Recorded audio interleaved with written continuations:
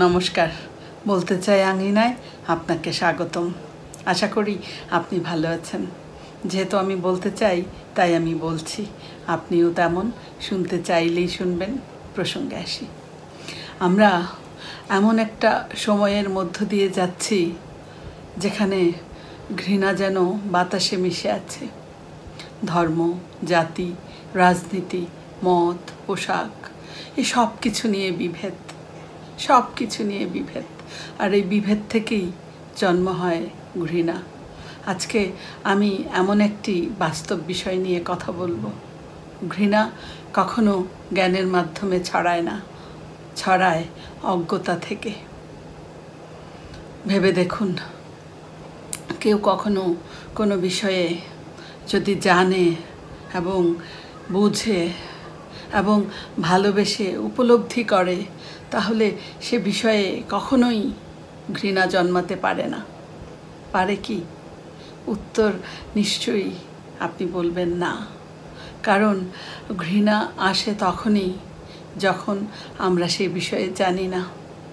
জাতি, ধর্ম, বর্ণ, ভাষা, এমনকি উচ্চারণ, এ সব কিছুতে আমরা তখন বিরক্ত হই যখন সেগুলো সম্পর্কে আমাদের কোনো ধারণা নেই, আমরা জানি না।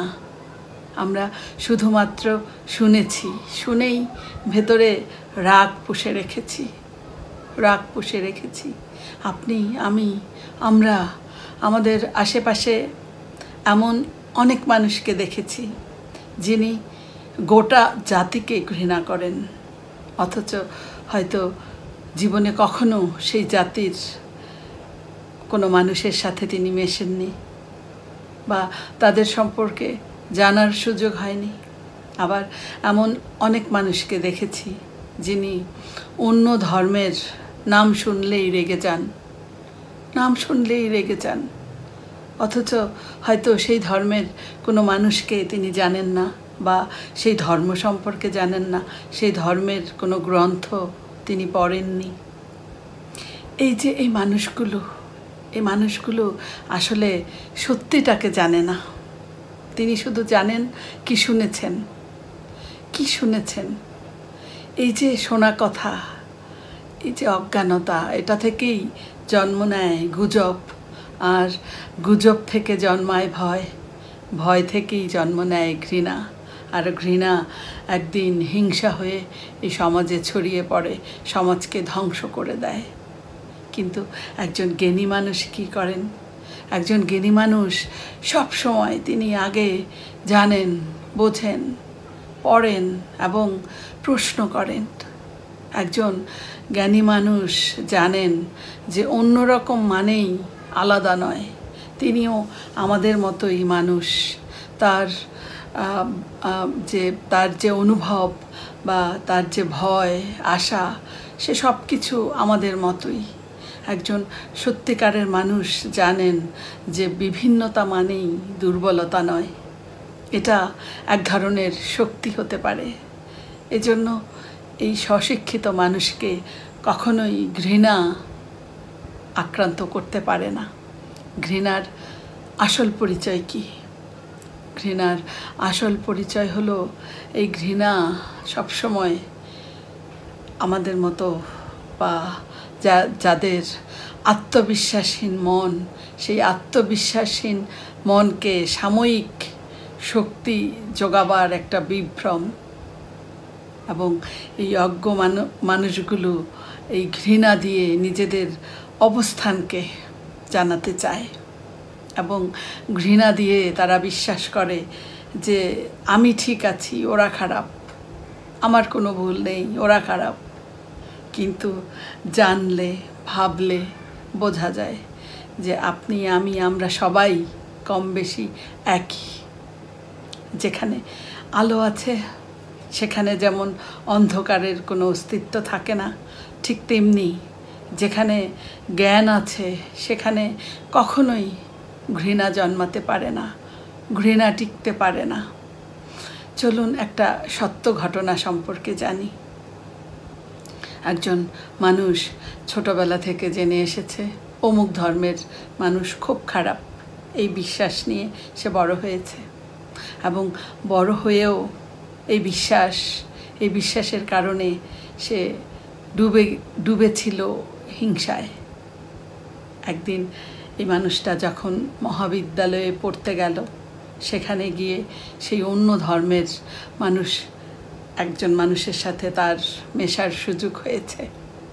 সে সেই মানুষটার সাথে মিশতে পেরেছে, খুব কাছ থেকে সেই মানুষটা সম্পর্কে জেনেছে এবং তার সাথে চলাফেরা, তার সাথে সে খেতে বসেছে বা বিভিন্নভাবে যখন তার মন মানসিকতা সম্পর্কে জেনেছে, তখন সে উপলব্ধি করেছে যে এতদিন সে যেটা জেনেছে সেখানে ভুল। সে অকপটে স্বীকার করেছে যে আমাকে এতদিন যে ঘৃণা শেখানো হয়েছে, আসলে সেটা একটা ভুল শিক্ষা। এবং জ্ঞানের আজকে এই জ্ঞানের কারণে আমার এই ভুলটা ভেঙে গেল। আমি জানলাম যে অন্য ধর্ম মানেই খারাপ নয়।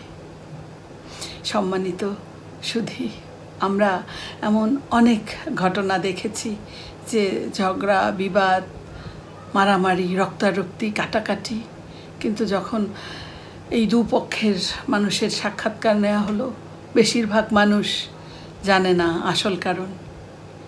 এমনও ঘটনা আমরা দেখেছি যে খুন করে এসেছে, সেই খুনিকে প্রশ্ন করেছে বিচারক যে কেন খুন করলেন। খুনি উত্তর দিয়েছে সে খুব খারাপ মানুষ। আপনার সাথে বিচারক বলছে আপনার সাথে খারাপ করেছে। খুনি বলেছে যে না, আমি শুনেছি সে খারাপ। এরকম শুনেই মানুষ এত সব কাণ্ড করে ফেলে। সম্মানিত ভিউয়ার্স, চলুন আমরা এই যে এত সব ঘটনা ঘৃণার কারণে জন্মায়, আমরা বুঝি, উপলব্ধি করি যে ঘৃণা কখনো কখনো আমাদেরকে শান্তি দিতে পারে না। আমরা এই যে এই ঘৃণা থেকে অবশ্যই নিজেদের মুক্ত করব, কারণ জ্ঞান আমাদের অধিকার। তাহলে কেন আমরা এই অজ্ঞানতার তিমিরে ডুবে থাকব? কেন আমরা এই অন্ধকার কুঠুরিতে আমাদের জীবনটা কাটাবো? কেন এই অজ্ঞানতার তিমিরেই ডুবে থাকব? আমরা চলুন এই অজ্ঞানতার অন্ধকার থেকে মুক্ত হয়ে আলোর পথে যাত্রা শুরু করি। আসুন আমরা ঘৃণা থেকে মুক্ত হই, কারণ ঘৃণা কোনো শিক্ষা নয়। ঘৃণা হচ্ছে একটি সংক্রমিত ব্যাধি, যার একমাত্র প্রতিষেধক হচ্ছে জ্ঞান। তাই আসুন আমরা ভালোবেসে সবাইকে আপন করে নিই। আমরা আলো ছড়াই, আমরা ঘৃণার বিরুদ্ধে দাঁড়াই আলো হাতে নিয়ে। আজ এ পর্যন্তই। যদি ভালো লাগে এই ভিডিও, আপনারা একটা লাইক দিন, ছড়িয়ে দিন সকলের মধ্যে, এবং সাবস্ক্রাইব করে আমাকে উৎসাহিত করতে পারেন। আবারও কথা হবে নতুন কোনো অনুভব নিয়ে আগামীকাল রাত 8টায়। ততক্ষণ সবাই ভালো থাকুন, সুস্থ থাকুন এবং জ্ঞানের আলো ছড়াতে থাকুন। শুভরাত্রি।